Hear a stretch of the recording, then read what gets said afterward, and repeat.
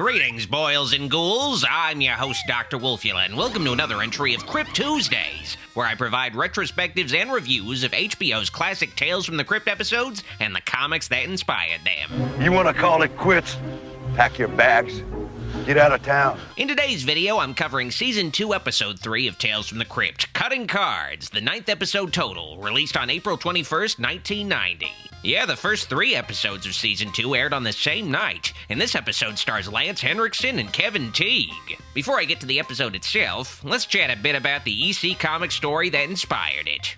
Wondering what comes after, if anything, or black? Cutting Cards first appeared as a story in Tales from the Crypt number 32 in October 1952, written by Jack Davis and drawn by Fred Peters.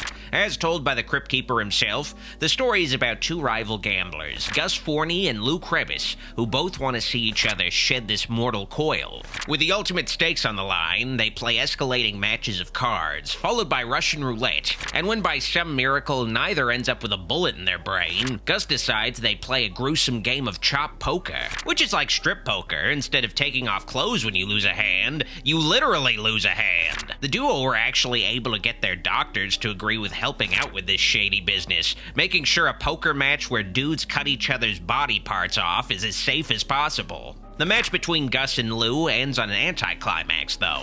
Limbless, they're left at an impasse as they remained intent on outdoing the other at whatever game they can still manage to play. Cutting Cards is a darkly amusing tale, but its limited 6-page narrative makes it a challenging story to adapt to a TV episode. Before I get to the episode, though, I want to give a shout out to my sponsor, me! Pledge to my Patreon today to support the channel, help it continue to grow, and you'll also get access to weekly movie nights every Sunday and archive commentaries if you miss the movie nights live. Just $5 a month to get a movie night every week. Here are the movies I'll be streaming next Sunday. Pledge to patreon.com/Dr. Wolfula if you're interested in my bonus streams, and I thank you in advance.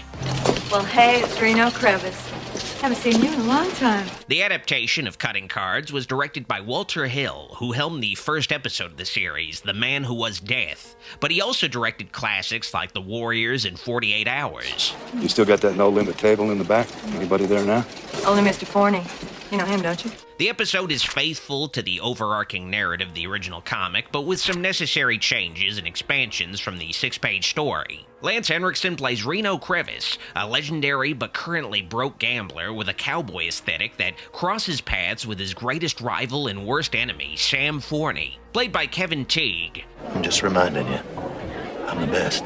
They've not only burned each other gambling, but in life. 5 or 6 times you and I hooked up and somebody always gets burned in the end, so I'm willing to play. As revealed by the casino's bartender, played by the mad scientist in the previous episode, Forney runs the tables in this unspecified town, and Reno is looking to move in on Forney's turf. He's one big-time player, let me tell you. He ain't nothing but a 2-bit hustler. I beat him lots of times in Vegas. But there's no room in this city for 2 gamblers of their class, and they both want nothing more than to see each other leave town, preferably in a pine box, as they escalate from rolling the dice on their fates to a high-stakes game of Russian roulette in a parking lot. Fuck that, I'll take a 4-to-1 shot.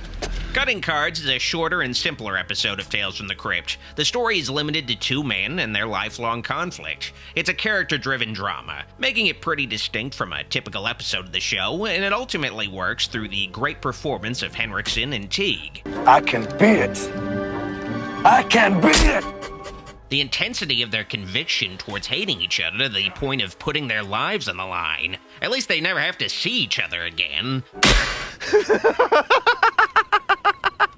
The hatred is enough to push them through their shared fear of death, but it does feel almost like they could be friends if they didn't find themselves constantly at odds against each other gambling. Want me to leave the keys in it? Park it yourself, asshole! Who you calling an asshole? You heard my friend, get the hell out of here. Like in the comic, the episode ultimately culminates in a chop poker match.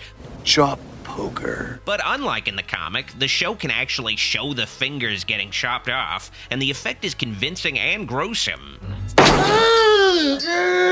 The match feels really stacked against whoever loses the first finger. You have to think out your move carefully while enduring agony. Thinking's the fun part of it. Thinking about it. Thinking about what's gonna happen. Worrying about even more agony around the corner, desperately trying to bargain your way out of your situation. Go give you back one of your goddamn fingers. We'll get the doc here to sew it on. No way. I'm on the roll now. It's a great concept for an episode's finale, but unfortunately we just see the ultimate aftermath of the match like in the comic, with the two rivals at an impasse, playing a game of limbless checkers. Kidding me?